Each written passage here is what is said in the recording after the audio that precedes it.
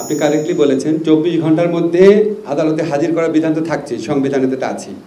বা কতক্ষণের মধ্যে পরিবার পরিজনকে বা লয়ারকে জানাতে হবে বা গ্রেফতারের কারণ জানাতে হবে, এটা সংবিধানে সুস্পষ্টভাবে ছিল না। এটাই আমরা সুস্পষ্ট করেছি, গ্রেফতারের কারণ সাথে সাথে জানাতে হবে, সাথে সাথে। আর গ্রেফতারকৃত ব্যক্তির পরিবার, বন্ধুবান্ধব বা লয়ারের সাথে যোগাযোগ করতে হবে 12 ঘন্টার মধ্যে, যত তাড়াতাড়ি সম্ভব 12 ঘন্টার মধ্যে। এখন অত্যন্ত যৌক্তিক প্রশ্ন যে সবই তো আইন আছে, সংবিধান আছে, প্রতিপালন হয় না, তারপর আসলে কী ব্যবস্থা নেওয়া হয়।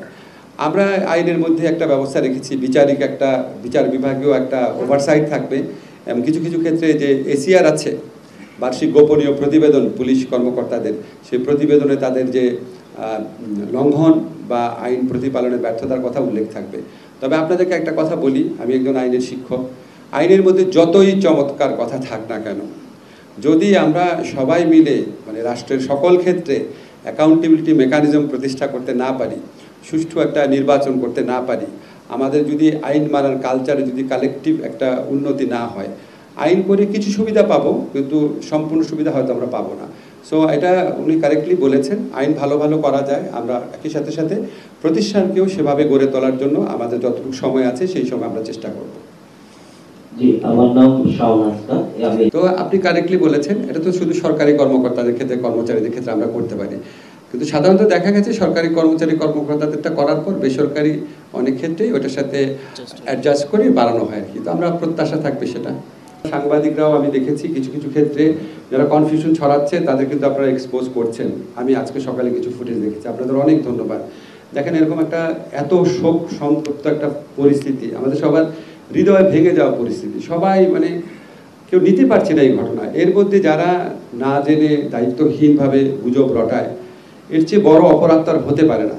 তো আমরা খুব টলারেন্ট সরকার, আমরা সবসময় আপনার কোনো ক্ষেত্রেই যতটা পারা যায় সহনশীলতা বজায় রাখার চেষ্টা করি।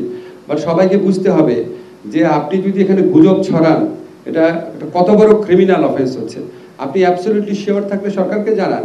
আর আমরা তো ওইখানে একদম ওইখানেই তথ্য কেন্দ্র স্থাপন করেছি, ওইখানে তথ্য কেন্দ্র স্থাপন করে আমাদের নিয়মিতভাবে আপডেট দেওয়া হচ্ছে। নিহতদের পরিবারের পক্ষ থেকে কিছু বলা হচ্ছে না, স্কুল অথরিটি কিছু বলছে না। আজকে একটা ফুটেজ দেখলাম, অন্য কোন স্কুল থেকে এসে একটা ক্লাস 9-এর মেয়ে বলছে ক্লাস 3-র মেয়ে বলে তার ফ্রেন্ড সেখানে আহত হয়েছে।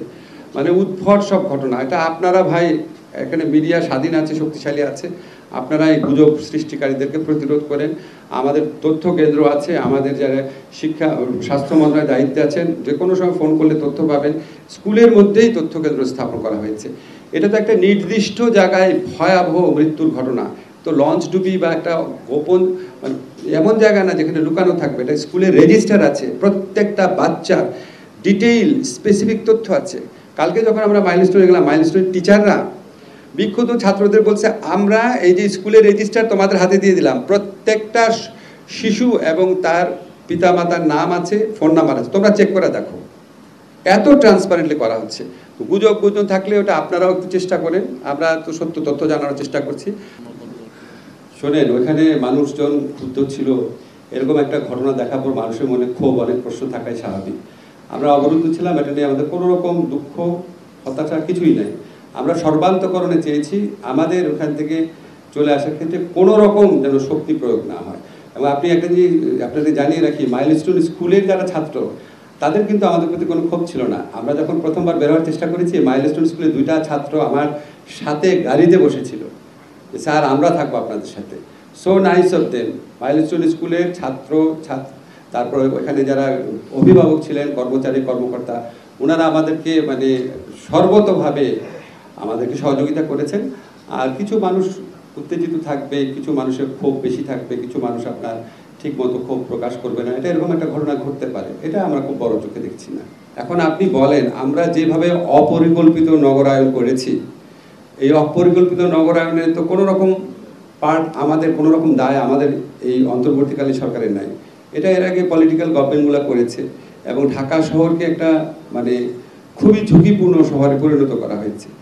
আপনাকে একটা অনেস্টলি একটা কথা বলি, আমার মাঝে মাঝে মনে হয় যে এইরকম যেভাবে আমরা শহর গড়ে তুলেছি, সেখানে আমরা যত দুঃখ পাই, যত কষ্ট পাই, মানে বিমান দুর্ঘটনা না হোক, যে কোনো ধরনের দুর্ঘটনা তো ঘটেই চলেছে। এবং এটা তো একদিনে সিদ্ধান্ত নিয়ে করার কথা না। একটা শহরকে আপনার পুরা নগরায়নের পদ্ধতি চেঞ্জ করে ফেলার তো 5 থেকে 10 বছরের কাজ, পুরা জাতির ঐক্যমত হতে হবে। ওখান থেকে আপনি একটা স্কুল সরাবেন, আরো অনেক স্থাপনা আছে।